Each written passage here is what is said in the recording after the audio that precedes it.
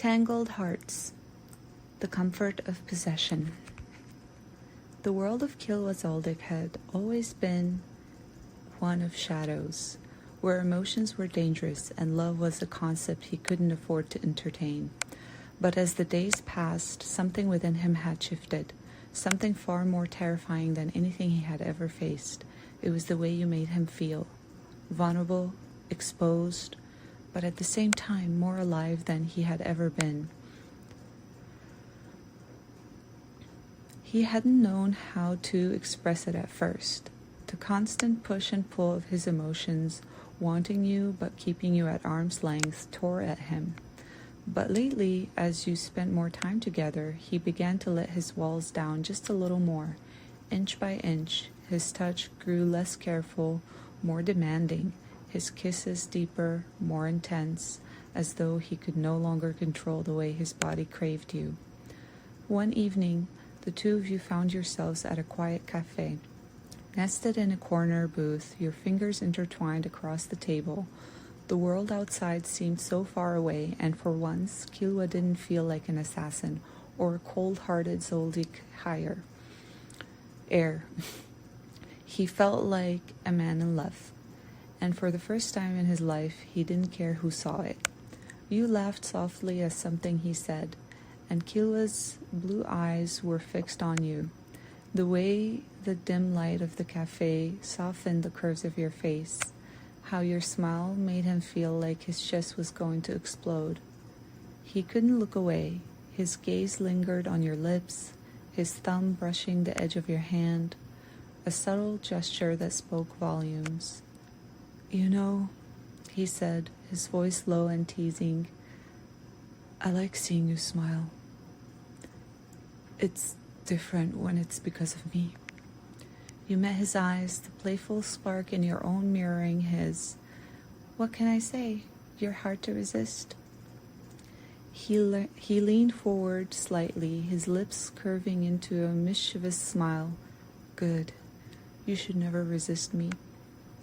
Your heart fluttered at the intensity in his voice, the way he said it with such confidence, but there was something else there, something deeper, a possessiveness that wasn't just about control. It was about needing you, wanting to keep you close, protect you from the world, from anything that could tear you away from him. Without warning, he reached over the table and gently pulled you toward him, his eyes never leaving yours. "Don't ever think you're allowed to be taken away from me," he said, his voice soft but firm, as if the words themselves were a warning. You blinked slightly, taken aback by the intensity in his tone. But you didn't pull away. You never did. You understood. He wasn't just claiming you physically. He was claiming your heart, your trust, and the love that you had given him so freely.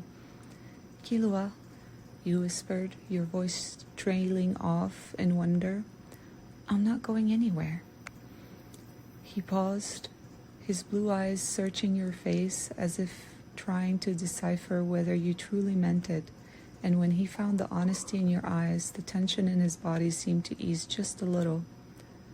"I know," he murmured, but there was something almost possessive in the way he pulled you closer.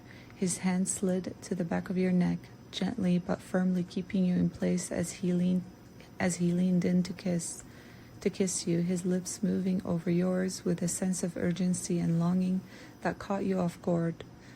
It wasn't a sweet, slow kiss like the ones before. It was desperate, needy, as though he couldn't hold back the emotions he had been fighting for so long.